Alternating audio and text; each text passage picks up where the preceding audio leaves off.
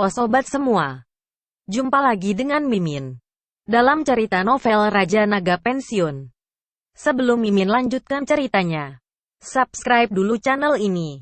Bab 598, Bahaya Situasi di Villa Keluarga Li sunyi senyap. Semua orang tercengang dan terkejut saat melihat bayangan naga yang terbentuk oleh peluru di dinding dengan kebingungan. Apa maksudnya? Apa arti pola itu? Di dalam mobil Maybach, wajah Li Qingyan memucat. Dia tidak tahu apa yang sedang terjadi saat ini. Seiring dengan berjalannya waktu, dia menjadi semakin khawatir. Lai Ying berlutut di tanah. Setelah kepalanya menyentuh tanah, dia tidak bangkit lagi. Nafasnya berangsur-angsur menghilang dan darah di seluruh tubuhnya menyebar tanpa henti. Tubuhnya pun menjadi dingin secara bertahap. Chen Bei menghela nafas dengan ringan. Dia perlahan mengangkat pistol di tangannya dan mengarahkannya ke kepala Lai Ying. Bang! Lidah api melesat menembus kepala Lai Ying dan meledak. Tubuh Lai Ying perlahan-lahan jatuh seiring dengan lintasan lidah api. Darahnya menguap dan hanya menyisakan mayat. Tembakan ini memberikan Lai Ying kehormatan. Lah mati di bawah lidah api dan mati di tangan Raja Naga, dia merasa bangga. Chen Bei perlahan-lahan menjatuhkan senjata di tangannya. Niat membunuh yang memancar dari tubuhnya mulai berkurang. Pada saat ini, dia sepertinya telah kembali menjadi pria yang suka ber-NM seperti sebelumnya. Chen Bei berjalan ke arah mobil Maybach. Lah membuka pintu penumpang depan dan masuk ke dalam. Kamu? Li Qingyan menatap penampilan Chen Bei yang berantakan dengan ekspresi kaget. Ayo pulang. Chen Bei terlihat tenang dan cuek. Bukannya masih ada urusan yang belum terselesaikan? Sulei mengerutkan keningnya dan melirik ke arah langit. Di ketinggian puluhan ribu meter di atas sana, sekelompok kru di pesawat itu langsung heboh. Mata mereka merah sambil menatap layar CCTV yang gelap. Semua orang belum tersadar dari akhir pertempuran yang tragis tersebut. Lai Ying, salah satu pembunuh hebat dalam keluarga Wang, baru saja mati secara tak terduga. Lah kalah di Shanghai. Bagaimana itu bisa terjadi? Bagaimana mungkin itu bisa terjadi? Namun, kenyataan berkata demikian. Seluruh layar gelap. Monitor yang memantau tubuh Lai Ying menunjukkan bahwa ia sudah tidak bernafas. Wang Wudi menatap layar TV hitam pekat di depannya. Matanya benar-benar merah.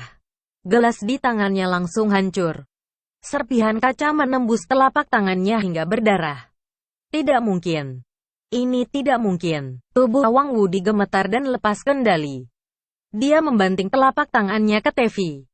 TV tersebut langsung hancur. Pada saat ini, dia benar-benar sudah di luar kendali dan gila. Lai Ying kalah. Bagaimana mungkin Lai Ying, salah satu pembunuh rahasia keluarga Wang, bisa kalah?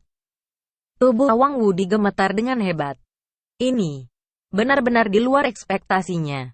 Hal ini membuatnya tidak rela menerimanya sekali. Seluruh keluarga Wang tidak mampu menerimanya. Keluarga Wang mengerahkan banyak usaha dan tenaga untuk mendapatkan Lai Ying, pembunuh mengerikan ini. Tapi sekarang, ia malah dikalahkan semudah itu. Amarah Wang Wudi melukai jantungnya. Dadanya tiba-tiba bergetar. Darah merah muncul dari mulutnya. Darah di seluruh tubuhnya seolah-olah telah dihisap oleh vampir. Ekspresi wajahnya tragis dan pucat. Lah seolah-olah menjadi puluhan tahun lebih tua dalam seketika. Tepat sebelum layar menjadi gelap. Kata-kata Lai Ying. Kata-kata itu terus bergema di dalam benak Wang Wudi. Sebelum aku mati, bisakah kamu memberitahuku kode militermu? Sebelum Lai Ying menghancurkan monitor di tubuhnya. Wang Wudi mendengarkan kata-kata terakhir ini. Tubuh Wang Wudi terjauh dengan lemah di tanah. Noda darah mengotori mulutnya. Situasinya kacau. Matanya merah dan ngeri. Dia berulang kali menggumamkan kata-kata Lai Ying. Sebelum aku mati, bisakah kamu beritahu aku kode militermu? Apa arti dari kalimat Lai Ying? Lai Ying pasti sudah melihat sebuah petunjuk. Kode militer. Kode militermu? Bang! Sebuah pikiran yang menyeramkan terlintas di benaknya. Kode militer. Erdong Chen. Mungkinkah? Apakah mungkin dia berasal pasukan militer yang misterius? Saat ini, tubuh Wang Wudi bergetar hebat lagi. Pria itu seolah-olah itu mengalami pukulan yang fatal. Pada saat ini, dia merasakan ketakutan yang luar biasa. Mungkinkah pria yang bernama Chen Bei itu datang dari suatu tempat yang mengerikan? Kalau benar demikian, maka dia khawatir hidup berada dalam bahaya. Mata Wang Wudi sangat ketakutan. Mata merahnya penuh dengan darah dan wajahnya sangat pucat. Bagaimana kalau Erdong Chen itu benar-benar berasal dari pasukan militer dengan kode khusus? Lalu, dia saat ini sungguh takut. Wang Wudi tidak berani berpikir lebih lanjut lagi. Psikisnya terguncang. Dia bangkit dari lantai, dadanya bergetar hebat dan dia memuntahkan darah lagi. Darah merah tua menodai pakaiannya, tetapi dia tidak punya waktu untuk mengganti baju. Dia berjalan dengan terhuyung-huyung dan gemetar, lalu bergegas keluar dari pintu. Wang Wudi terhuyung-huyung dan lari ke bawah sambil memanggil pengawalnya. Tak lama kemudian, pengawalnya pun tiba. Saat melihat adegan berdarah dan kacau ini, semua pengawal pun kaget. "Tuan, ada apa denganmu? Siapa yang berani menyakitimu seperti ini?" Para pengawal sangat marah dan mengeluarkan senjata mereka. Di lobi hotel, semua tamu lari ketakutan. Tubuh Wang Wudi gemetar. Suaranya cemas dan serak cepat. "Antarkan aku ke kediaman keluarga Zhang di Shanghai." Keluarga Zhang. Tubuh sekelompok pengawal berguncang hebat dan mereka berkata, "Pangeran, keluarga Zhang sudah memilih untuk bersembunyi dari dunia. Kalau kita mencari mereka sekarang, apakah ada gunanya? Tidak usah banyak omong kosong. Cepat." Wang Wudi memerintah dengan kasar. Sekelompok pengawal itu bersenjata lengkap dan bersikap waspada, seolah-olah mereka sedang menghadapi musuh yang berbahaya. Para pengawal mengantar Wang Wudi ke dalam mobil Audi anti peluru dengan hati-hati. Beberapa Audi A6 berplat nomor Yanjing melaju kencang di sepanjang jalan dan mengebut di malam hari. Mereka melaju menuju kediaman keluarga Zhang di Shanghai. Chen Bei mengangkat kepalanya dan menatap ke arah langit. Hari sudah sore dan langit mulai penuh dengan bintang. Sinar bulan menerangi langit. 10.000 kaki di atas langit, ada sebuah pesawat yang tersembunyi di antara awan gelap langit malam. Meskipun langit gelap, namun Chen Bei masih bisa merasakan pesawat yang terbang di atas. Pesawat itu berputar perlahan di atas villa keluarga Li. Kru pesawat melakukan segala upaya untuk mengambil tubuh Lai Ying. Identitas Lai Ying punya dampak yang signifikan. Saat itu, kepala keluarga mereka menghabiskan berbagai cara untuk menyewa jasa Lai Ying. Kalau hal ini tersebar, maka akan menyebabkan pukulan besar bagi seluruh keluarga Wang. Inilah sebabnya kenapa Lai Ying menjadi salah satu pembunuh tersembunyi di dunia. Karena ia terlalu menakutkan dan kuat. Kalau bukan karena krisis yang besar, keluarga Wang tidak akan mengirimnya keluar sama sekali. Oleh karena itu, pada saat ini, mereka mau mengambil tubuh Lai Ying dan menghancurkannya. Mereka berniat untuk menghancurkan mayatnya untuk menghilangkan bukti. Pada saat yang bersamaan, di villa keluarga Li, Chen Bei perlahan-lahan menyalakan rokok. Lalu berteriak kepada kapten pengawal yang penurut, "Bawakan aku sebuah anti-aircraft gun." "Kami tidak punya anti-aircraft gun." Yang Feng sedikit terkejut. Mereka hanya pengawal biasa di sini. Bagaimana mungkin mereka bisa punya anti-aircraft gun? Sosok Chen Bei berlari dengan cepat. Melesat tepat di depan sniper di dinding villa. Dia langsung membuat modifikasi sederhana pada sniper tersebut. "Kalau begitu pakai ini saja," kata Chen Bei dengan ringan. Sekelompok pengawal semuanya tercengang. Ini terlalu tidak bisa dipercaya. Lah bisa memodifikasi senjata dengan tangan kosong? Apakah ini sungguhan atau bohongan? Chen Bei tidak berlama-lama. Dengan sebatang rokok di mulutnya, dia langsung mengarahkan senjata itu ke atas langit. Dia bahkan tidak repot-repot membidik dan hanya menembak sekali ke udara. Boom! Lidah api meledak dan keluar akibat kekuatan tekanan tinggi yang sangat besar dan langsung meledak di atas langit. Semua pengawal mendongak dan menatap langit malam dengan kaget. Mereka masih bingung dan tidak percaya pada awalnya. Di dunia ini, bagaimana mungkin seseorang bisa memodifikasi senjata hanya dengan tangan kosong? Mereka belum pernah melihat cara ini sebelumnya. Tapi pada saat mereka mengangkat kepala, mata mereka terbelalak dan terpana saat melihat lidah api yang mengarah ke langit dan akhirnya menghilang dari penglihatan. Semua orang ketakutan. Apakah ini benar-benar sudah selesai? Senjata yang dimodifikasi dengan tangan kosong? Bagaimana bisa? Bagaimana mungkin para pengawal bisa mengetahui kemampuan Chen Bei? Bagi Chen Bei, ini adalah usaha yang sederhana. Di medan perang di dunia barat, dia sudah pernah melakukan hal-hal yang lebih gila lagi. Seperti mengubah pistol tangan berkaliber kecil menjadi sniper super dengan jangkauan yang jauh. Di atas langit malam, posisi 10.000 kaki dari tanah. Sebuah pesawat masih terbang. Kru di dalam sangat cemas. Mereka sedang berpikir tentang bagaimana caranya mengambil tubuh Lai Ying. Bang! Mendadak ada suara ledakan yang tajam. Sekelompok anggota kru tersebut terkejut dan berjongkok di depan jendela kaca kabin. Tak lama kemudian, sekelompok orang gemetar total dan langsung mematung. Mereka melihat lidah api terbang dari tanah dan langsung mengenai spoiler pesawat.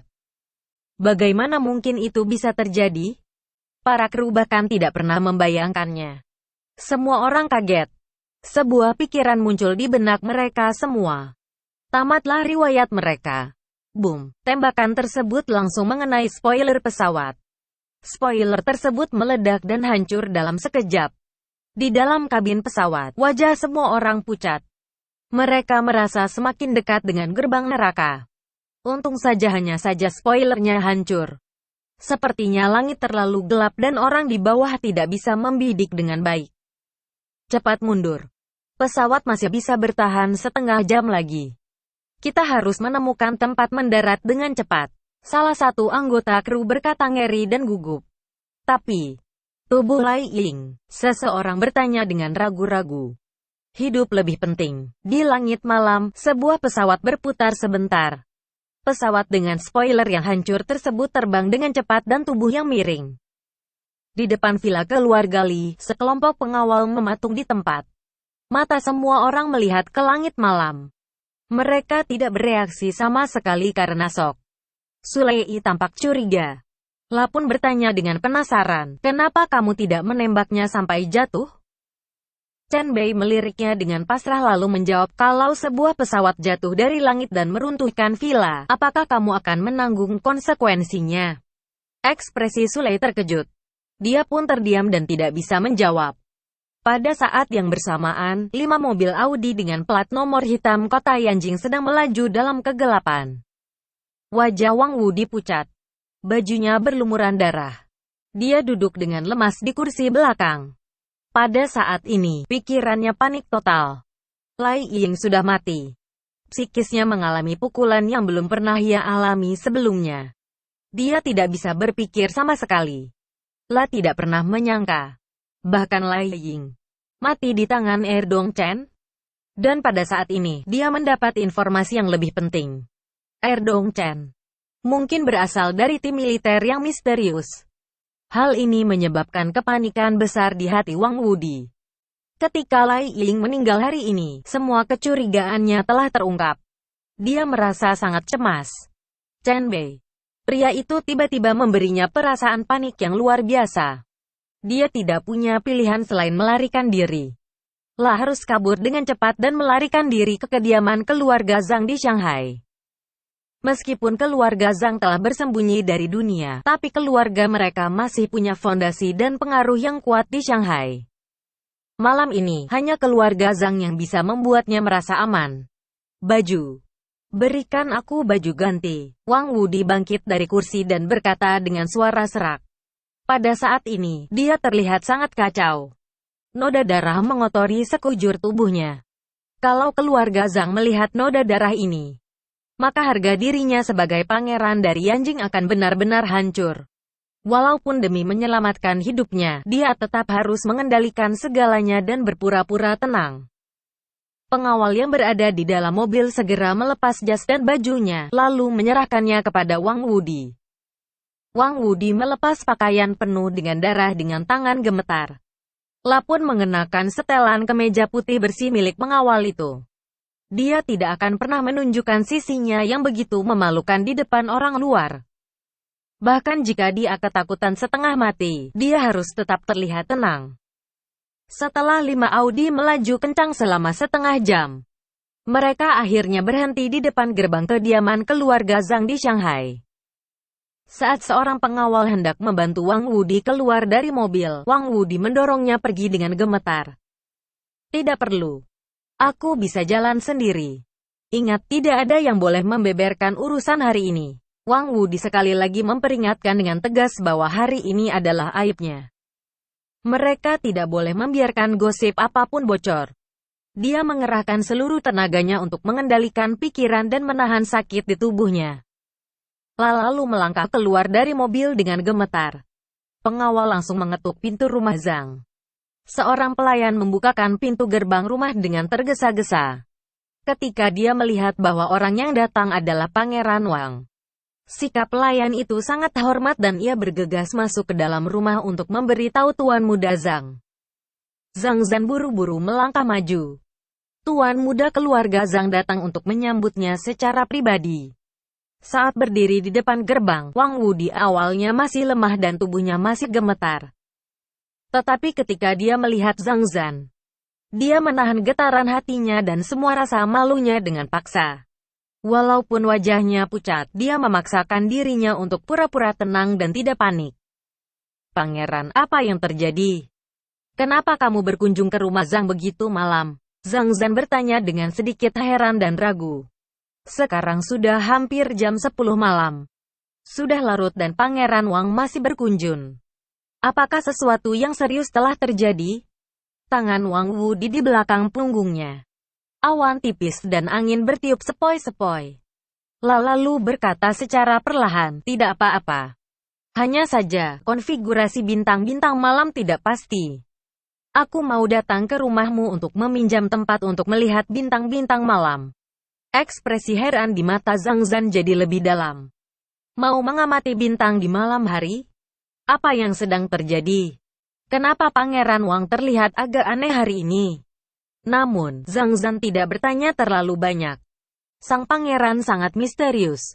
Berhubung dia sudah buka suara, maka dia pasti punya rencana tersendiri.